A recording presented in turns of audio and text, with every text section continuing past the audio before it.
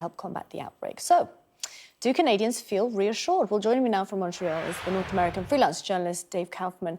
Dave, thanks a lot for talking to us. So Mr. Trudeau has said today that he wouldn't rule out closing the nation's borders or forcing people who are coming in from overseas to self-isolate. How do Canadians feel about how he's dealt with this? Well, it's very hard to judge the entire country. Vancouver is about as far away from me, equidistant as London is right now. But I can tell you that in Montreal, in Quebec, the premier, his name is François Legault, and he just spoke to the province asking all bars to close, all ski hills and cinemas to close down, and all restaurants to only operate at 50% capacity. And I'll tell you that I find that to be an incredibly relieving thing to hear. We're waiting on the Prime Minister to ask for something as well on that federal level. We feel confidence from a financial point of view from our federal government. They have said that no Canadian will be left behind, that no Canadian will be worried about paying rent, that no Canadian should be worried about the day-to-day issues of missing work, that freelancers will be taken care of, that the government has huge financial resources at their disposition, and that they will use them to make sure that Canadians are cared for. You know, here we've seen a lot of panic buying, empty supermarket shelves. In London today, people have been queuing for hours at tills. What's the situation there? Are people panic buying there?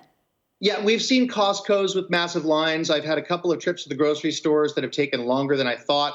But really, everything has been available. There's been a big run on toilet paper, it seems, worldwide. And it's happening everywhere. And truth be told, we've been told that the supply chain has not been interrupted and that every day the stores are being filled. So my advice to people here has been to go to stores earlier in the day.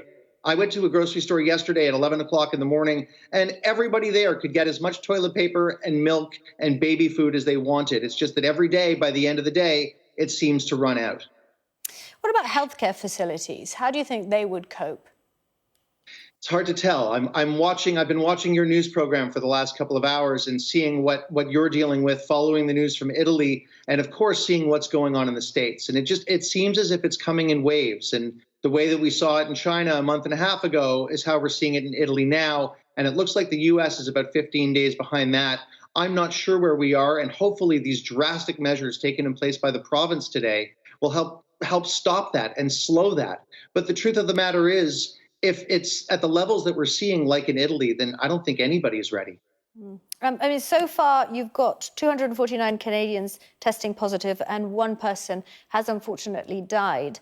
Talk to me about the tests, because we saw in the US, and they're still not able to get hold of these tests. What's the situation like in Canada?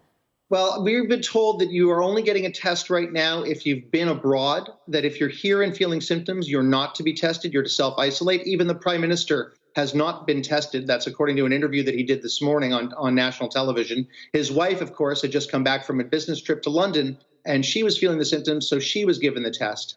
We've been assured that everybody who needs the test will get the test.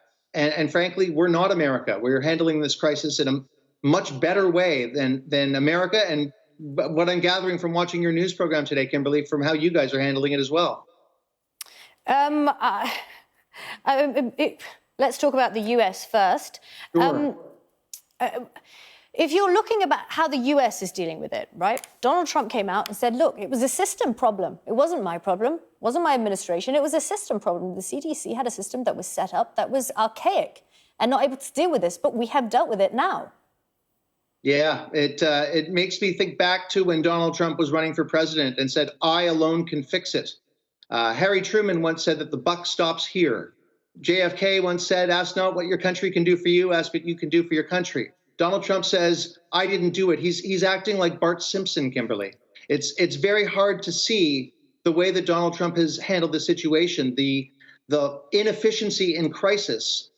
You know, this is the great business leader of our time, according to him. And I think he's finally losing his base right now.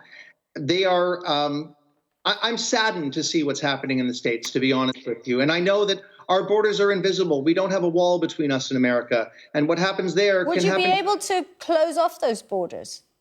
I believe they could, but that would be a very difficult decision. That would be a very difficult... If the decision was made, do you think, I mean, they are quite porous, would they be able to be shut off completely?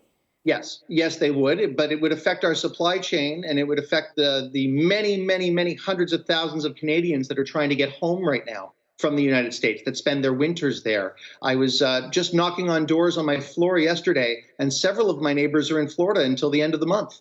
It's a very shocking thing what's happening right now, and watching the way that the American government is lying to their people is it's hard to wrap my head around, Kimberley. Okay, Dave, thanks a lot for talking to us. Dave Kaufman there, a journalist in Canada.